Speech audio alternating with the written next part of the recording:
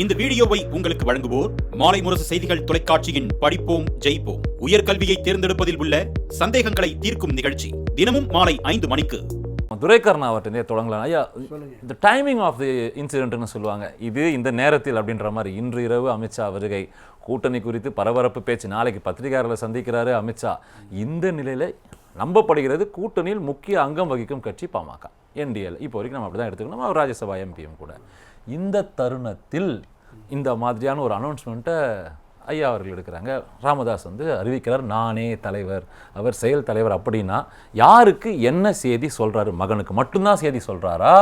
மகன் மூலமாக காத்திருப்போர் சிலருக்கு செய்தியா? இது எப்படி புரிஞ்சுக்கணும்? பாட்டாளி மக்கள் கட்சியினுடைய தொடக்கம் முதல் நம்ம பார்ப்போம். 80களில் அது வன்னியர் சங்கமாக இருந்தது. ஒரு மிகப்பெரிய ஜாதிய கட்டமைப்பு உள்ளது. வட மாவட்டங்களில், மேற்கு மாவட்டங்களில் ஒரு கணிசமான அளவுக்கு அந்த மக்கள் தொகை இருந்தது. அவர்களுக்கு பிரதிநிதித்துவம், ஒரு சமூக நீதியை பெற்றுத்தர வேண்டும் என்கிற அடிப்படையில் வன்னியர் சங்கத்தை அரசியல் கட்சியாக மாற்றப் போகிறோம் அப்படின்னு வர்றார். அந்த காலகட்டத்தில் மரியாதைக்குரிய ஏகே நடராஜன், வன்னி அடிகளார், ரிட்டையர்டு ஐஏஎஸ் சுப்பிரமணியன், இன்னொருத்தர் இருந்தார் மணிவர்மா, என்எம் மணிவர்மான்னு ஒரு மூத்த வழக்கறிஞர். அவங்க எல்லாருமே இந்த வன்னியர் கூட்டமைப்பு, வன்னியர் சங்கத்தினுடைய அமைப்பில் இருந்தவங்க. வன்னியர் குல சத்திரியன் பலராமன் முன்னாள் எம்எல்ஏ, இன்னும் கூட அவர் அந்த வன்னியர் குல சத்திரியம் இருக்காங்க. இந்த பரவலான சமுதாய அமைப்பு அரசியலுக்கு வந்தால் தான் நம்மளால் கோரிக்கைகளை வென்றெடுக்க முடியும், அரசியலுக்கு வரணும் அப்படின்னு சொல்லிட்டு தொடங்குகிறார். பாட்டாளி மக்கள் கட்சியை தொடங்குகிற பொழுது திரு ராமதாஸ் என்ன சொன்னார்னா, இந்த கட்சியின் நிறுவன தலைவர் தான் நான், இந்த கட்சியில் எந்த பொறுப்புக்கும் நானோ என் குடும்பத்தினர் யாருமே வரமாட்டார்கள்.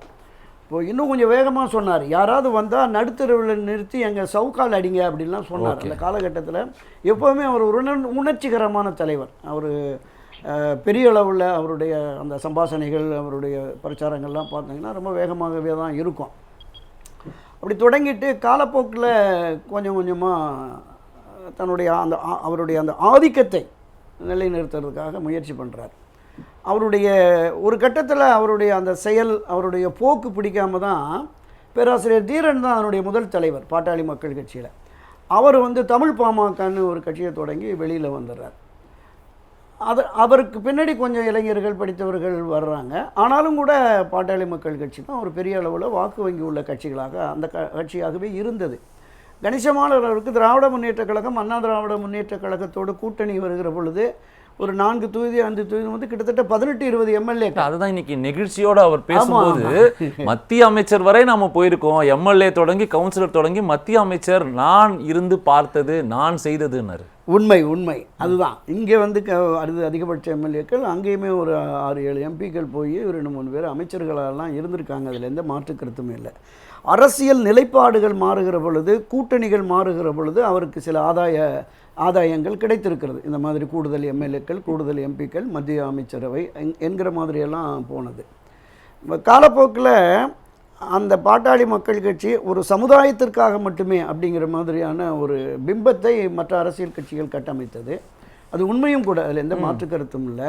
நாங்கள் எல்லோருக்குமான, இப்போ பிற்படுத்தப்பட்டோர் கூட்டமைப்புலாம் 90களில் தொடங்கி பல்வேறு சமுதாய அமைப்புகள், என்னுடைய நினைவு சரிந்தால் ஒரு 40-42 பிற்படுத்தப்பட்ட அமைப்புகளையெல்லாம் சேர்த்து கூட்டமைப்பினுடைய தலைவராகலாம் இருந்து இந்த அரசியலை முன்னெடுத்து நாம் சமூக நீதியை பெற வேண்டும், ஜாதி வாரியான இடஒதுக்கீடுங்கிறது தொடக்க முதலே சொல்கிறார். வன்னியர் சமுதாயத்திற்கு மட்டுமே 20% இடஒதுக்கீடை பெற வேண்டும் அப்படிங்கிற மாதிரியெல்லாம் கூட போராட்ட காலத்துக்கு மிகப்பெரிய அந்த 76-77 காலகட்ட போராட்டம் என்பது தமிழ்நாட்டில் அதுவரையில் தமிழகம் சந்தித்திராத போராட்டம். அந்த போராட்டத்தின் விளைவாக ஒரு 20-21 பேர் துப்பாக்கி சூடுக்கு பலியாகி உயிரிழந்து அவங்களுக்கு நினைவு மண்டபங்கள்லாம் கூட சமீபத்தில் இருந்தாங்க. அந்த அளவுக்கு ஒரு தீவிரமான அரசியல் கட்சியாக இருந்தது. தொடக்கத்தில் அது நாங்கள் ஒரு வித்தியாசமான கட்சி அப்படின்னு தான் வந்தார். வித்தியாசமான செயல்பாடுகளையும் கூட பார்த்தோம். எந்த ஒரு பிரச்சனைனாலும் முதலாவது அறிக்கை ராமதாஸிடம் தான் வரும். எந்த நேரமும் எந்த பிரச்சனைனாலும், ஈழத்தமிழர் பிரச்சனை, தமிழர் பிரச்சனை, இந்தி பிரச்சனை, மொழி பிரச்சனை, மதுவிலக்கு பிரச்சனை, எதுவானாலும். இதையும் தாண்டி வேளாண் துறைக்கு என்று ஒரு மாடல் பட்ஜெட்டையே ஒரு 10-15 வருஷம் தொடர்ந்து போட்டுட்டு இருந்தாங்க. ஒரு ஆண்டு எங்கள்கிட்ட ஆட்சியை கொடுங்க, இந்த தமிழகத்தினுடைய அரசியல் பொருளாதார நிலையவே மாற்றி ஒரு முன்னணிக்கு கொண்டு போகிறோம் அப்படிங்கிற மாதிரியெல்லாம் பிரச்சாரம் பண்ணிக்கிட்டு இருந்தார் ஐயா அவர்கள். இதனுடைய நீட்சியாக தலைமை பொறுப்பை மாற்றுறது அப்படிங்கிற மாதிரி இப்போ இளைஞரணிக்காக முதல்ல கொண்டு வர்றாங்க அன்புமணி வந்து அவருக்கு நாடாளுமன்ற உறுப்பினர் மத்திய அமைச்சர் வரைக்கும் கொண்டு போயிறாரு. அப்போ குடும்பத்திலிருந்து ஒரு யாருமே வரமாட்டார் என்ற அந்த நிலைப்பாட்டிலிருந்து மாறி கொண்டு வந்துட்டார். அண்மையில் மருமகளை கூட அங்கே போட்டிருந்தார். சமீபத்தில் பொதுக்குழுவில் தன்னுடைய மகள்வெளி பேரனை கூட இளைஞரணிக்கு கொண்டு வந்தார். எனவே அவருடைய நிலைப்பாட்டை மாற்றிக்கொண்டார். இப்போது 80 வயது கடந்தவர் இன்றைக்கு இருக்கிற வன்னிய இளைஞர்களை நெறிப்படுத்த வேண்டும், மீண்டும் அந்த அளவிற்கு பெரிய அளவில் ஃபோர்ஸாக கொண்டு வரணும் அப்படின்னு சொன்னால் இன்றைக்கு களத்தில் இருந்த திரு அன்புமணி அவர்களால் இயலவில்லை என்று கருதுகிறாரான்னு தெரியல. அவனால் முடியாது, நான் தான் இதை பண்ணணும் அப்படின்னு. எப்போதுமே அவர் தலைமை பொறுப்பு ஏற்றதே இல்லை. இதுவரையிலும் நிறுவன தலைவர் என்கிற அந்த இதுதான் கட்சியினுடைய அதிகாரப்பூர்வ தலைவர் அல்ல. இப்போது ஏற்கனவே ஜி.கே. மணி பல ஆண்டுகள் தலைவராக இருந்தார். அந்த தலைவரை செயல் தலைவர் ஆக்கியிருக்கிறார். இந்த அன்புமணி என்கிற தலைவரையும் வெளியேற்றி அவரையும் செயல் தலைவர். இந்த செயல் தலைவர் என்பது வெறும் டம்மி தான். நீங்கள் தலைவர் பொறுப்பில் இருந்தாலும் அன்புமணி அவர்கள் இருந்தாலும் கூட இவர் தான் இயக்கி கொண்டிருந்தார். இப்போ தன்னுடைய அதிகாரத்தை அன்புமணி முழுமையாக எடுத்து கட்சியினுடைய நிர்வாகிகள் நியமனம், கட்சியினுடைய போக்கு, கூட்டணி தொடர்பான பேச்சுவார்த்தை அது எல்லாமே அவரே கையில் எடுத்துக்கிட்டாரு அப்படிங்கிற ஒரு நிலையை பார்த்துட்டு தான் இது சரியாக தான் இருக்காது அப்படின்னு பெரியவர் ராமதாஸ் ஐயா நினைக்கிறார். இப்போ என்ன நடக்கும் அப்படின்னு சொன்னால், ஏற்கனவே அந்த பொதுக்குழு கூட்டத்திலேயே இன்னொரு வாரிசை கொண்டு வருகிற பொழுது ஒரு ஒரு ஒரு வெளிப்படையான போர் அங்கே இருந்தது, விவாதங்கள் இருந்தது. அப்புறம் மூத்த முன்னோடிகள்லாம் சேர்ந்து பேசி அவங்கள சமாதானப்படுத்தியது போன்ற தோற்றம் இருந்தது. இப்போ இந்த கட்சிக்குள்ள 2 பவர் சென்டர்ஸ் இருக்குன்னு புரிஞ்சுக்கணுமா? ஏன்னா சென்ற முறை நீங்க சொன்ன சிறப்பு பொதுக்குழு கூட்டத்தில் கூட இனிமே எதுவாக இருந்தாலும் கட்சி சம்பந்தமாகவோ எது பேசணும்னாலும் பனையூர்ல என் ஆஃபீஸ் இருக்கு அங்க வாங்கன்னு அவர் சொன்னதும், தைலாபுரத்துல நான் இருக்கேன்னு ராமதாஸ் அவர்கள் சொன்னதும் அதனுடைய நீட்சி இன்னைக்கு இந்த வரைக்கும் வந்திருக்கு. நிச்சயமாக 2024 நாடாளுமன்ற தேர்தலில் என்டிஏ அணியில் சேரணும்னு திரு அன்புமணி ராமதாஸ் தொடர்ந்து பேச்சுவார்த்தை நடத்துகிறார். அண்ணா திராவிட முன்னேற்ற கழகத்தோடு தான் நம்ம கூட்டணின்னு சொல்லிட்டு திரு ராமதாஸ் அவர்கள் அவருக்கு இணக்கமானவர்கள் மூலமாக பேச்சுவார்த்தை நடக்குது. கடைசியில் அன்புமணி தான் வெற்றி பெறுகிறார். என்டிஏ அணியில் தான் அவங்க போய் சேர்றாங்க. அதிலிருந்தே இந்த பிணக்கு, பிரிவு, மன வேறுபாடு என்பது வந்துடுச்சு. நீங்கள் ஒரு அரசியல் இயக்கத்தில் பல ஆயிரக்கணக்கான பல லட்சக்கணக்கான நிர்வாகிகள் இருக்கிறார்கள். திறமையானவர்களை தகுதியாளர்களெல்லாம் அடையாளப்படுத்தி நம்ம கொண்டு போகணும் அப்படிங்கிற அந்த மாதிரியான பார்வையோடு அரசியல் கட்சி ஒன்று போகிறது என்றால் அதனுடைய வளர்ச்சி பாதை, வளர்ச்சி என்பது சரியாக இருக்கும். ஆனால் குடும்பத்திலிருந்தே ஒரு வாரிசு என்று கொண்டு வருகிற பொழுது அந்த குடும்ப வாரிசை அவரும் ஒப்புக்கொள்ள வேண்டும், மற்றவர்களும் நிர்வாகிகளும் ஒப்புக்கொள்ள வேண்டும். அந்த வாரிசுக்கு இருக்கிற முக்கியத்துவத்தை மூத்தவர், பெரியவர் ராமதாஸ் தான் அதை நிலைநிறுத்தணும். அவர் திறமையானவர், இவர் சிறப்பாக செயல்படுவார் அப்படிங்கிறத அவர் தான் கொண்டு போகணும். பெரியக்குரிய கலைஞர் கருணாநிதி வந்து ஒரு கடைசி வரைக்கும் கிட்டத்தட்ட 42-50 ஆண்டுகள் அரசியல் அவரோடு பயணித்த 1970-71 திராவிட மாணவர் சங்கம்னு தொடங்கி அன்று முதல் திராவிட முன்னேற்ற கழகத்தில் 80களில் இளைஞரணி அமைப்பாளராக, அப்புறம் இளைஞரணி செயலாளராக, அப்புறம் அப்படியே வந்து எம்எல்ஏ, மேயர் எல்லாம் வந்தும் கூட அவருக்கு தலைமை பொறுப்பு கிடைக்கல. கடைசியில் செயல் தலைவர்னு போட்டு அப்புறமா துணை முதல்வர்னு போட்டு அப்புறம் தான் அவர் மறைவுக்கு பிறகு தான் பொறுப்புக்கு வர்றாரு. ஆனால் இங்கே வந்து தொடக்கத்திலே அவரை இளைஞரணி கொண்டு வர்றாரு, நாடாளுமன்ற உறுப்பினராக கொண்டு வருகிறார், அமைச்சர் பொறுப்பு கொண்டு வருகிறார். அவரை மீண்டும் அவரே பின்னணியிலிருந்து வளர்த்தெடுத்திருக்க வேண்டும். அதுதான் எதிர்காலம் என்பது. இவருக்கு பிறகு பாமக தொடர்ந்து வளர்ச்சி பாதையில் போகணும்னா இவரைத்தான் முன்னிலைப்படுத்தி.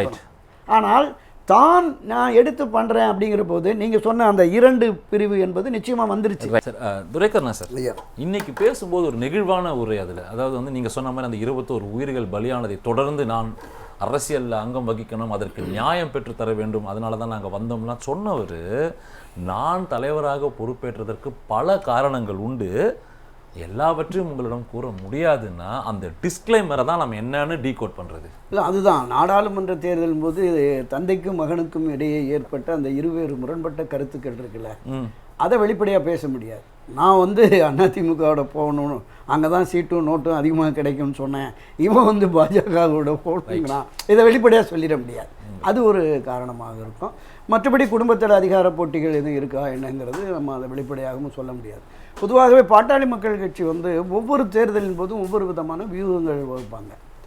நீங்கள் தொடக்கத்தில் எந்த ஒரு தேர்தல் அவங்க 89-90 காலகட்டத்தில் இருந்தே ஒவ்வொரு தேர்தலின் போதும் தமிழ்நாட்டில் பாட்டாளி மக்கள் கட்சி இல்லாமல் யாரும் ஆட்சி அதிகாரத்திற்கு வர முடியாது அப்படின்பார். அதையும் தாண்டி இந்த முறை பாட்டாளி மக்கள் கட்சி தலைமையில் தான் ஆட்சி அமையும். நிருபர்களே, நீங்கள் ஒரு டைரியில் ஓரமாக குறித்து வச்சுக்கங்கம்பார். ஒவ்வொரு ப்ரெஸ் மீட்லேயும் எலெக்ஷன் நேரத்தில் எங்கள் தலைமையில் தான் ஆட்சி அதிகாரமே அமையும் அப்படிம்பார். அதே மாதிரி திராவிட கட்சிகளோடு ஒருபோதும் இனி நாங்கள் கூட்டணியை அமைக்க மாட்டோம் அப்படிம்பார். ரொம்ப முரண்பட்டு தான் நிற்பார். ஒரு முறை அறிவாலயத்துக்கு போயிட்டு வந்து ஒரு கடுமையான விமர்சனத்தை வச்சார். அப்புறம் பாய்ஸ் கார்டன் போயிட்டு வந்து இன்னும் கடுமையான ஒரு விமர்சனத்தை வச்சார். ஆனாலும் அவருக்கு இருக்கிற அந்த வாக்கு வங்கி இருக்குல்ல, அது இந்த திராவிட கட்சிகளுக்கு இந்த வட மாவட்டங்கள்லையும் மேற்கு மாவட்டங்கள்லையும் அவர்களுடைய துணை வேண்டும் என்கிற அடிப்படையில் இன்றைக்கு அந்த வாக்கு வங்கி அப்படியே இருக்குன்னு நீங்கள் நம்புறீங்க? இல்லை, அது நம்ம தொடர்ந்து ஒவ்வொரு காலகட்டத்திலையும் பிரிஞ்சிருச்சு. ஏன்னா இந்த வன்னியர்கள் திமுகவில், காங்கிரஸில், அதிமுகவில், கம்யூனிஸ்டில் எல்லா கட்சிகள்லையும் இருக்கிறாங்க. பாட்டாளி மக்கள் கட்சியில் மட்டுமே ராமதாஸை நம்பி பயணித்தவர்களில் பல பேர் வெளியில் வந்துட்டாங்க. இன்றைக்கும் கூட தமிழக வெற்றி கழக, தமிழக வாழ்வுரிமை கழகத்து வேல்முருகன் பின்னாடி கொஞ்சம் இளைஞர்கள் இருக்கிறாங்க. அப்போ அது வந்து ஒரு போலியான தோற்றமாக தான் தெரியுது. பெரிய அளவில் ஒரு 6-6.5% வரைக்கும் தனிச்சு நின்று வாங்கின அந்த நிலைப்பாட்டை வச்சுக்கிட்டு தான் இவங்க இன்னும் பேசிகிட்டு இருக்காங்க. ஒரு முறை நீங்கள் ஒரு தமிழ் தேசிய மாநாடே நடத்தினாங்க.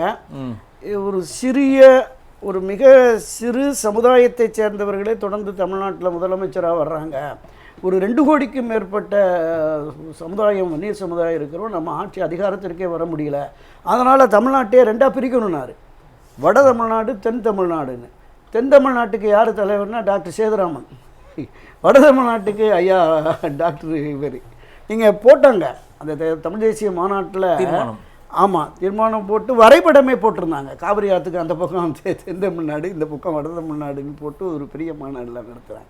அந்த மாதிரி ஆட்சி அதிகாரத்திற்கு வர வேண்டும், ஒரு ஆகப்பெரிய சமுதாயமாக தமிழ்நாட்டில் நாம் இருக்கிறோம் அப்படிங்கிற அந்த கருத்தாக்கம் தொடர்ந்து அவருக்கு இருக்கு. அதிமுகக்குள்ள நம்ம கூட்டணி இதெல்லாம் பேசணும், பல முக்கிய கட்ட தலைவர்களோட வாதமே என்ன தேர்தல் தோல்விக்கு அப்படின்னா, அவர் சொன்ன மாதிரி தேர்தல் அறிவிப்புக்கு 2 மணி நேரம் முன்னாடி நம்ம பில்லை பாஸ் பண்ணுறோம், 10% கிட்டத்தட்ட அவர்களுக்குன்னும் போது பிற கம்யூனிட்டி எல்லாமே எதிர்த்து வாக்களித்தாங்க. நம்ம too much of consultation for 1 year ஓட், நமக்கு தென் தமிழகத்தில் வாக்குகள் வரலை அப்படின்ற கோபமே பல அதிமுக தலைவர்கள்கிட்ட இருக்குது. இந்த சூழ்நிலை இந்த ஸ்ட்ராட்டஜியை கையில் எடுப்பாரா? இல்லை, பொதுவாக 20% வன்னியர் சமுதாயத்திற்கு மட்டுமே கேட்டு தான் போராடினாங்க. ஆனால் கலைஞர் கருணாநிதி அவர்கள் வந்து கிட்டத்தட்ட 108 சமுதாயத்திற்கு, அது எல்லாத்தையுமே அவருடைய சமுதாயம் உட்பட 50% பிற்படுத்தப்பட்டோருக்கு என்று இருந்ததை 30% பிற்படுத்தப்பட்டோர் என்று பிரித்துவிட்டு 20% அந்த 108 சமுதாயத்திற்கும் சேர்த்து, வன்னியர்கள் உட்பட.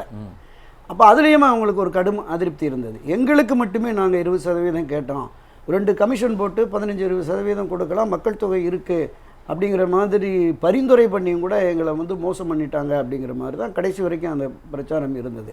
இப்போ இன்றைக்கு தனியாக 10.5% என்று ஆதாய அரசியலுக்காக அதை நம்ம வெளிப்படையாக பேசினா ஆகணும். திரு எடப்பாடி பழனிசாமி அவர்கள் கணிசமான அவருடைய மேற்கு மண்டலத்திலையும் வட மாவட்டங்கள்லையும் வன்னியர் வாக்குகள் நமக்கு வரும் அப்படின்னு. அது வந்து என்ன ஆயிடுச்சுன்னா, நீங்கள் சொன்ன மாதிரி மீதமுள்ள ஒரு 100-104 சமுதாயம் எதிராகவே திரும்பிட்டாங்க. குறிப்பாக அந்த மத்திய மண்டலம், தென் மண்டலம், அந்த பகுதிகளில் இருக்கிற வாக்குகள் வந்து அதிமுகவுக்கு கிடைக்கவே இல்லை.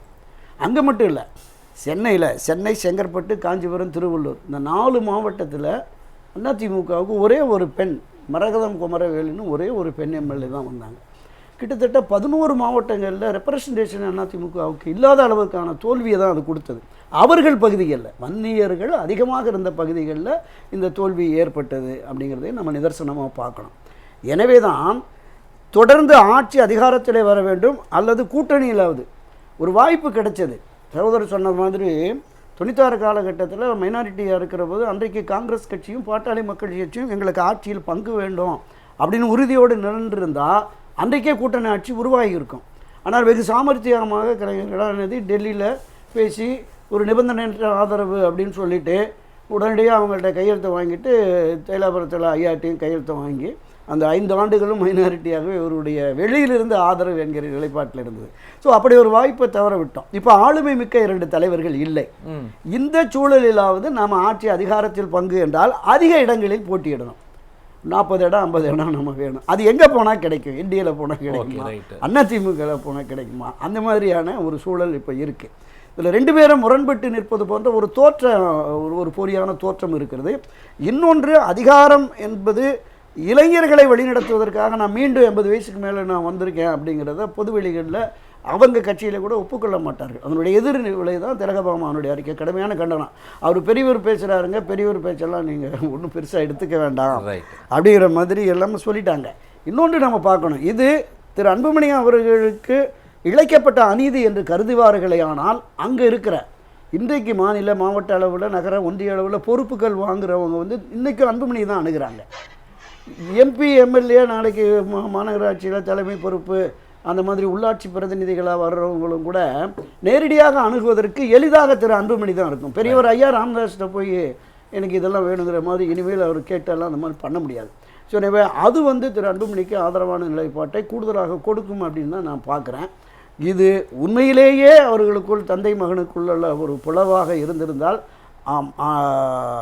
பாட்டாளி மக்கள் கட்சியினுடைய ஒரு எதிர்காலம் என்பது ஒரு பெரிய பின்னடைவை சரிவை சந்திச்சு விடும். அதற்கு ராமதாஸோ அன்புமணியோ உடன்பட்டு போக மாட்டார்கள். இது ஒரு விதத்தில் பேசி சரி பண்ணிடுவாங்க அப்படிங்கிற மாதிரி தான் நான் பார்க்குறேன். துரைக்கண்ணா சார், இளைஞர்களுக்கான அரசியல்னு சொல்கிற ஒரு பக்கம் சீமான், ஒரு பக்கம் விஜய் அப்படின்னும்போது அன்புமணியை நீக்கிட்டு நான் உள்ளே வரேன் அப்படின்னா இது மக்கள் பார்வையில் எப்படி ரொம்ப சுருக்கமாக? மிக சுருக்கமாக சொல்கிறேன். எதிர்காலம் இளைஞர் கையில் அப்படின்னா திமுகவில் உதயநிதி, காங்கிரஸில் கார்த்தி சிதம்பரம், இந்த பக்கம் அமமுகவில் டிடி தினகரன், ஒரு புதிய இளைஞர்கள். அந்த வகையில் அன்புமணியும் இந்த இளைய இதில் வந்துடுறாங்க. எதிர்கால அரசியலை நான் குறிப்பிட்டேன்ல, முதல்ல பதவிகளுக்கு பொறுப்புகளுக்கு வர வேண்டும் என்று நிறைய படித்த இளைஞர்கள் ஏராளமானோர் அரசியலுக்கு வரணும்னு விரும்புகிறாங்க.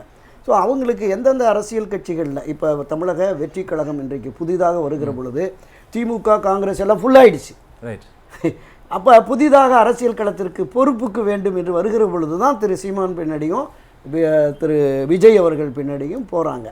இது எதிர்காலத்தில் இந்த வெற்றி தோல்வியை தீர்மானிக்கக்கூடிய அளவிற்கான செல்வாக்கு இவர்களுக்கு பெருமை என்றால் கூடுதலாக இளைய சமுதாயம் இவர்கள் பின்னாடி வரும். இல்லை அரசியல் கட்சிகள், இதுவரையிலுமான அரசியல் கட்சிகளுமே வெற்றி தோல்வி நம்ம இதுவரைக்கும் பார்த்த 50-60 ஆண்டு அரசியலில் திராவிட முன்னேற்ற கழகம், அண்ணா திராவிட முன்னேற்ற கழகம் ஆட்சி அதிகாரத்தை பிடிப்பதற்கு இவர்களுக்கு மட்டுமே இருக்கு செல்வாக்குங்கிறதா நிதர்சனம்.